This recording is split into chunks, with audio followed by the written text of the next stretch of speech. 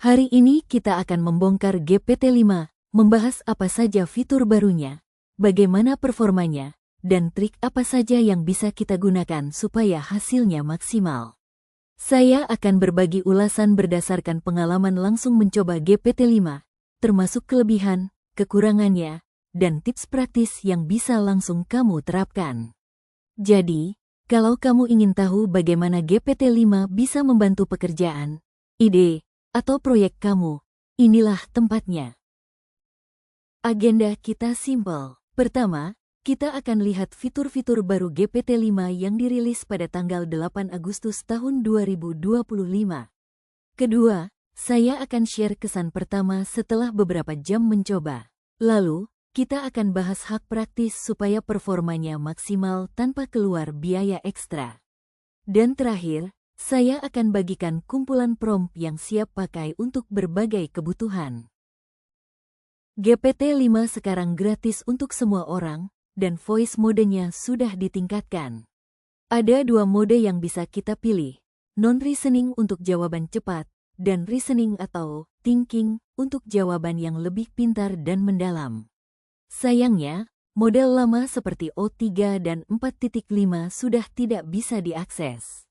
Tapi kabar baiknya, API-nya lebih murah, kecepatannya meningkat, dan kemampuannya menggunakan tools seperti browsing web jadi lebih canggih. Setelah beberapa jam memakai, saya langsung merasakan bedanya. Mode non-reasoning itu super cepat, cocok untuk jawaban singkat. Tapi kalau mau hasil yang lebih rapi dan detail, mode reasoning jauh lebih baik, walau agak lambat dan ada batasan penggunaan. Kabar bagusnya, ada trik untuk mengaktifkan reasoning tanpa kena limit, nanti saya bocorin.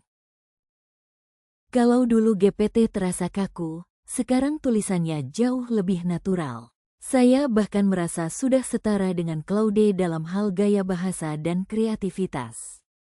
Buat bikin hook, copywriting, atau storytelling, GPT-5 ini sangat membantu. Jadi, buat penulis, konten kreator, atau marketer, ini upgrade yang sangat berarti.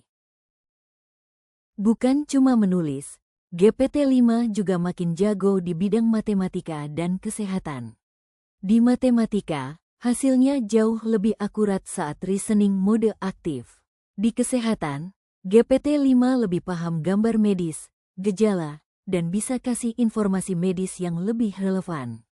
Tapi ingat, kalau reasoningnya mati, risiko jawabannya meleset cukup tinggi. Trik ini simple, tambahkan kata think deeply di akhir setiap prompt.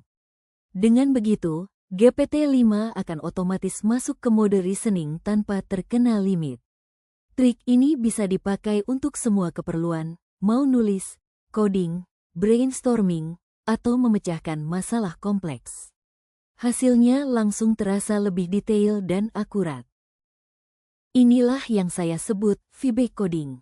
Kita cukup jelasin ide kita pakai bahasa sehari-hari, dan GPT-5 akan tulis kodenya.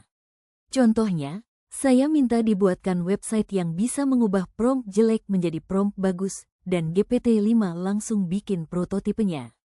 Ini hemat waktu, nggak perlu skill coding, dan sangat membantu untuk presentasi ide ke tim atau klien.